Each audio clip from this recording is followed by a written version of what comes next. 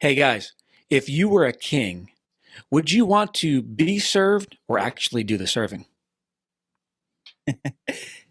Honestly, I would want to be served. I'll be honest, especially in certain areas like touching nasty things, washing dishes, and taking out garbage. Absolutely.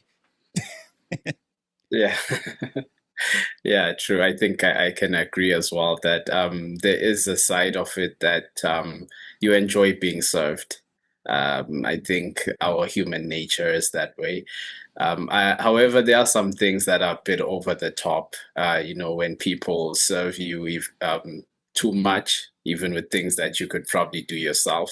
So I think I'd be more balanced. There are some areas where I'd want to serve, and some where it would be nice to be served. Yeah, I think that's our human nature, right? I want to do what I want to do. And if I don't want to do it, I want someone to do it for me. And so that just makes perfect sense. I bring up this topic. I asked that question on purpose. I've been studying through the book of Mark in my preaching, and the book of Mark is cool because it brings out how Jesus Christ is the greatest servant of all. And in this Gospel of Mark, it brings to light all of these ways and times in which Jesus serves other people. And that's just amazing to me. Here is not just a king, but the King of Kings serving people. That just amazes me. Yeah, that has always been fascinating. I mean, when you imagine that Jesus is God, and yet he stooped down so low. It's almost like once you reach a certain level of authority, I've seen this many times, even here on earth, with people who are in authority. Once you reach that level, it's like there are a lot of things that seem beneath you. Like, I don't want people seeing me, like Taj said, taking out the trash. I mean, I'm the king. What would people say? So the fact that Jesus Christ humbled himself to stoop that low says a lot. Speaking of stooping low, when he washed feet, that right there speaks to me Yeah. more than anything because I hate feet. Anyone that knows me, I do not want I anywhere agree with near you, man. someone's shoes, their feet. Yet to think that he washed the feet of his disciples, especially in a day when they're walking around in sandals and it's like all muddy, and that just blows my mind. Imagine like sweaty feet Yeah. and the sand and dirt just sticking to it. And I agree with you, man. The idea of washing someone's feet is like that would be so humiliating. I would really have, and Yeah. I believe I would say at this point in my spiritual life and my growth in the Lord, I would. But I could rewind the clock 10, 15 years ago. No way. I'm not doing that. That's beneath me. I would never sink so low. Yeah. But Yeah. the older I get in life, and the more I'm in tune with the Lord, it's what He would have us to do to be servants of all.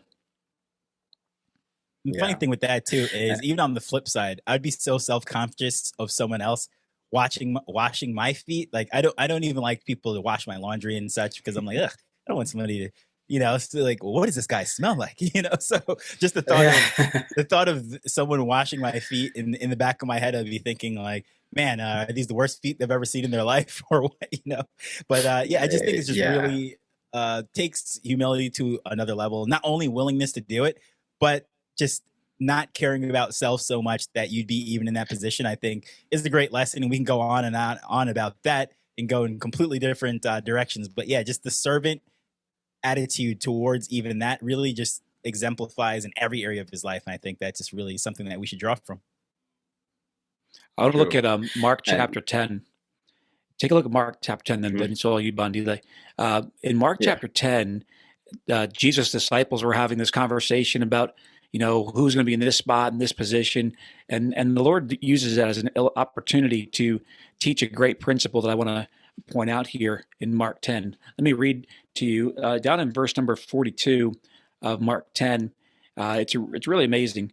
He begins by saying, "But Jesus called them to him and saith unto them, Ye know that they which are accounted to rule over the Gentiles exercise lordship over them, and their great ones exercise authority upon them. But so shall it not be among you.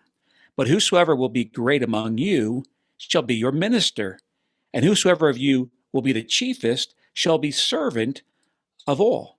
For even the Son of Man, that's Jesus, came not to be ministered unto, but to minister and to give his life a ransom for many. So there's the words of Jesus himself. And not only did he say it, but he did it, as was mentioned, the washing of the feet, healing people. He spent like barely any time taking care of himself. He was always, you study the Gospel of Mark and the other three as well. You don't see him doing anything for self except maybe to get alone and rest and pray to his Father. But besides that, he's always ministering to people. And all the miracles, the feeding the 4,000, the 5,000, healing the blind, and making the lame to walk, the deaf to hear, and the mute to speak. I mean, all these things that Jesus did for people is just incredible. And so he says that if we're going to be the greatest, we ought to be servant of all. Yeah. And what I was thinking is there's actually a blessing or a pleasure that comes with serving people. I've found when you're able to be a blessing to someone and to serve them, there's pleasure in it. I don't know if people still say this phrase, but growing up, people used to like saying it's a pleasure to be of service. Haven't heard that phrase in a long time. But it tells me that there at least was a time in history where people found it to be a pleasure to serve others. That is true. Yeah, now that you said it, it's been a while since I've heard that too. But one thing that I will say is just really, I guess you'd say, sums it up too. It's one thing to be of service to someone who you think deserves it. It's like, oh, this is a guy that's been working hard all day, and maybe I'll get him a nice lemonade, or a lady that's been through some rough times in life, do something nice for her. Okay.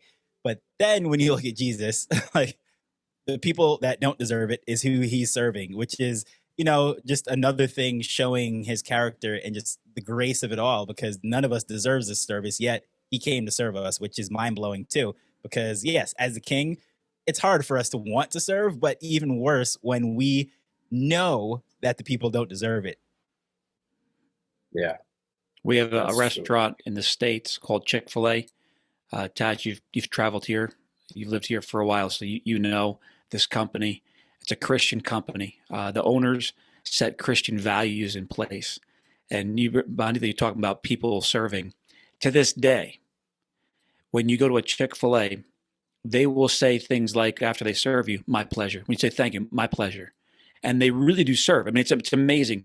For a fast food restaurant where you think of people making minimum wage, you really don't care to be there. It's not that way at this company. You go there, you get your fast food chicken, and they really seem to enjoy serving you, not just saying it, they actually enjoy it. So I thought to myself, that wouldn't work in New York, in my home state. But I was in New York back in September, and I went to a Chick-fil-A in Manhattan, and I'm like, all right, here we go. We're gonna see if they really have the culture going at Chick-fil-A in Manhattan, and they did. I even said something to the staff. I'm like, I can't believe this is happening right now. I'm in the center. I'm in Midtown Manhattan, and they're saying, my pleasure. And they really had that attitude, and I appreciate it. I like going there more. I won't say more, but equally. I like going there because of the servant mentality that I will be taken care of. They're quick, they're fast, efficient, but most of all, they serve you with a smile and say when they're done, my pleasure. And the crazy thing is, I think they mean it. Yeah. What I'm thinking is, I mean, if a fast food place can achieve that, what excuse do we have in churches? Good point. I wonder if we can find out what's their strategy. As you said, I hope that they are genuine, but I'd like to see, not that I would say that it's a big issue, like I'm not seeing it enough, but I'd like for that to be the way people, the experience people get when they walk in a church, that the people here want to serve and they are happy doing it. It's not just an obligation, but it's actually a pleasure. That's really a servant attitude. members fighting to clean the bathroom. Well, not fighting, but rushing to go clean the bathroom. Right. No, it's my week. No, it's my week. Yeah, right. That'd be something to see. Yeah, Yeah. yeah. I think you guys hit the nail on the head too, in the sense that, it's not our natural inclination to want to serve, especially in areas where we don't want to, or to someone that we don't want to. But you see it at these businesses, and it should be part of the Christian life. And I think the more we grow, the more we allow the Lord Jesus to teach us and instruct us. One of the great promises in the book of Romans 8 is that God has predestinated for us to be conformed to the image of his Son. So when we get saved, there's one thing that God has automatically happening, and that is we will be conformed to the image of his Son, one way or another. And I think we determine how quickly or how slowly that process goes. But as I've been growing in the Lord, I've been saved now 31 years. Just 2 weeks ago, or it was actually last week, my 31st birthday in the Lord. And it's gone fast, first of all. But I can honestly say in my early years, because of, I was a lost man, I didn't want to serve people. I want people to serve me. I get saved, and the old man is being renewed day by day and by the Spirit of God. And I can look back and see over time that, I enjoy serving people. I actually I've never had a job as a waiter, but I think I would enjoy it because you get to, take the orders and, go deliver the food and have some fun interactions with people. I think I could enjoy being a waiter, even though I've never done it. But it's serving. It's serving others. And, and service doesn't have to be a negative thing. It can be a joyful thing. As we saw there in Mark 10, how Jesus Christ not only served people on the earth, but ultimately he served them when he went to the cross. He said he gave his life as a ransom for many. The ultimate service that Jesus Christ gave to all of humanity is when he went to the cross and gave his life for you and me to be saved from our sin. And so talk about the ultimate servant. Think about this. There's no greater servant than Jesus Christ. He is servant of all, the greatest there's ever been. And that's what he taught us. That's what he lived. And yet he's not just a king, but the King of Kings. And so the greatest king is also the greatest servant. And that just blows my mind. I love it. Yeah. One thing that I often think of, which it gets lost, even when it comes to prime ministers, I say this all the time in Sunday school. These like prime minister is the chief servant. And here in Jamaica, no one thinks of him as being the chief servant. They think of him as being the alpha and the omega of Jamaica, even though we still do have the king in England, but that's another story. Yeah, no one thinks of the prime minister as being the lead servant of the country, yet his name literally says that. Mm-hmm. He is the minister. And you think of all these countries in the world that have that setup, like prime minister and minister of this. I know Eswatini set up that way. In America, we have a president. Interestingly, our very first president, they wanted to make George Washington king, and he said, "No, I don't want that title." They set up a nation where there wouldn't be that totalitarian type of power. And so George Washington, I really do believe, had a servant's heart and wanted to serve his people, and he did that as our first president. But his mentality, his humility, his heart was definitely not of service. But yeah, you guys living in countries where there's a prime minister, and the question is that really what they're there for? Are they really ministering? And even here, when people are in public office, it's supposed to be for the people, and yet we find the power sometimes goes to their head, and that's part of our human nature. Yeah. And I found it to be very unfortunate that the same thing you guys are describing applies in churches too, where the pastor is supposed to be the chief servant. But I've seen many pastors where, even when they walk in the church, the whole congregation rises up to their feet. And, just giving so much honor to a man who is really meant to serve the whole church. And yet he is the one who seems to demand the most service. That's always been concerning to me. 100%. I've been on both extremes when it comes to church, and the same thing happens in the secular world too. It's either someone gives so much reverence to an individual because of their title, the CEO, the president, prime minister, governor, JP, whatever the title may be, supervisor, boss, pastor in the church, or it's the exact opposite. Because they're in that title, people want to disrespect them, say all horrible things about them, and just really treat them terribly. So it's like, again, trying to find the balance in the midst of it. Like, yes, the example obviously is Jesus. He is the king, but he never really usurped his authority over people, was like this tyrant dictator. And at the same time too, people were literally fighting over themselves to serve him. Think of so many examples in the scriptures where people want to do something for him, yet he turns around and says, no, I'll do this for you. So I think, the lesson that we can learn from this, not just in churches, not just as Christians, but just in the world, if you're ever in a place of leadership, if you serve those people that are under you, so to say, they will naturally gravitate to you. And the same thing happens in families, right? The reason why I don't feel any kind of pressure to do nice things for my parents because they've served me my entire life, So I think that example just goes into every area of life and society. Hey guys, take a look at Philippians 2. I've asked myself through the years, how can I have this Christ-like attitude of service? Okay, again, we've established that he is the servant of all. He displayed that, he showed that, he declared it. And Philippians 2 gives us insight into how this is possible. Verse 3 says, "Let nothing be done through strife or vainglory, but in lowliness of mind, let each esteem other better than themselves." There's the first clue. I have to, in lowliness of mind, aka humility, I've got to esteem, the word esteem means to set a value upon, I've got to esteem others better than myself. And there's the problem right there. We are, as humans, we are so proud.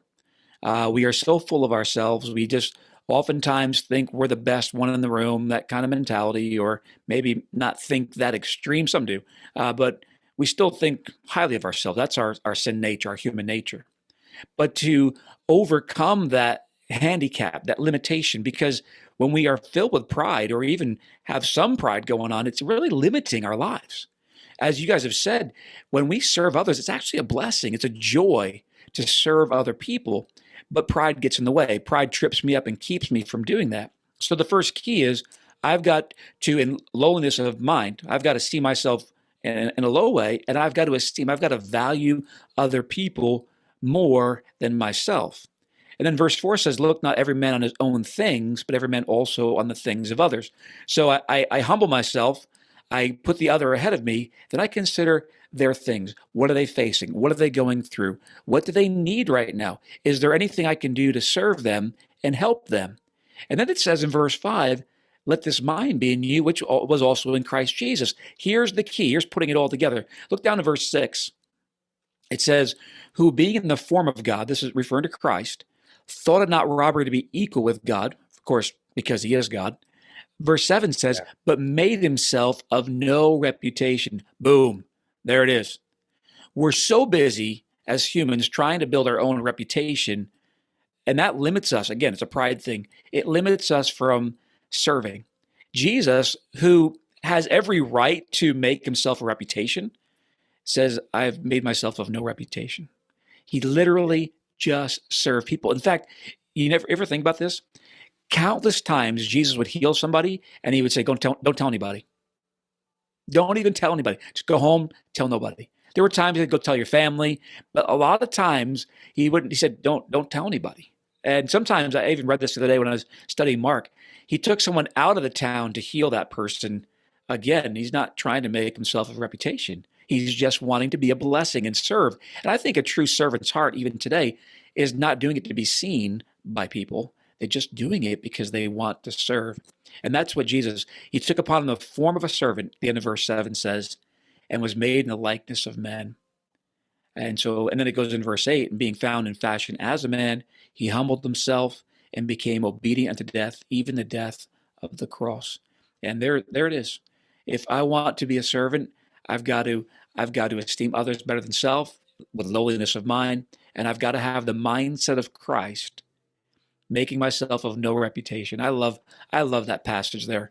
It's the key to having a humble heart and serving people. Just follow Christ's example. 100%. And one thought that came to mind too is something that I had to learn through, I guess you say maturity, is when I first was saved, like in the back of my head, of course, I'm not doing this to be seen and being applauded by people, but in the back of my head, I always had getting a reward from God for doing it, right? And in that like very subtle way, I had to learn that if I'm doing it for the reward that I'm going to get from God, am I really doing it to serve these people, or am I doing this for my own benefit? And I think of Jesus, where there's literally nothing that he's going to get from doing what he is doing, and he still did it. So I had to challenge myself with that personally, that it was a very subtle, selfish motivation, where a lot of times, like we think of the most blatant way of like, say, like the prosperity gospel, serve God so that way you'll be rich, right?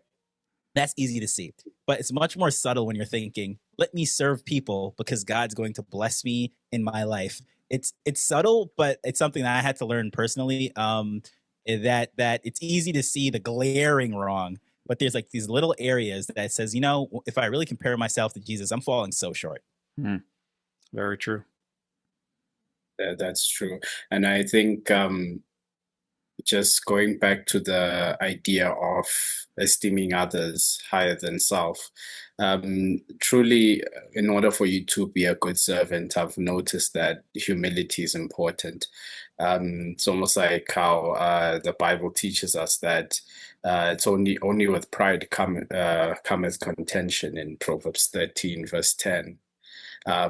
So most of the time when there's a problem, even just with contention between two people, there's always pride in the midst of it, that, oh, this person disrespected me. How could you say that to me? You know, do you know who I am? And that's more of you are esteeming yourself very high, which is the same reason why we find it hard to serve each other. But I think, as Pastor Morrison said, it's a key to realize that in order for us to serve each other, we need to esteem one another higher than self. I think that is a very good lesson to learn. Amen. Amen. Well, gentlemen, I appreciate your input, your conversation on this matter. And I guess in my mind, I sum it up by saying this. There's no greater servant than Jesus Christ. He exemplified it. He showed it. He washed his disciples' feet, even people he knew well. You know, sometimes it's easy to serve a stranger, but to serve someone that you know well, sometimes it's even harder. And so I just stand amazed at the humility of Jesus Christ, the King of Kings, yet he became servant of all. And if anybody out there wants to learn more about this, I'll put a description down below. A link down there anyway to a message that was preached on this topic, and I hope it'll be a blessing to you. But guys, I appreciate you joining me today, and a pleasure as always. And may the Lord bless you guys and all of those listening out there. May God bless you as well. Let's ask ourselves: are we servants? And I guess the litmus test is this: would I be willing to wash someone's feet? And if I can't, well, God needs to grow me up some. But if I'm willing to, and then maybe we got to go put it to practice, right? And anyway, Lord bless you guys. We'll see you next time.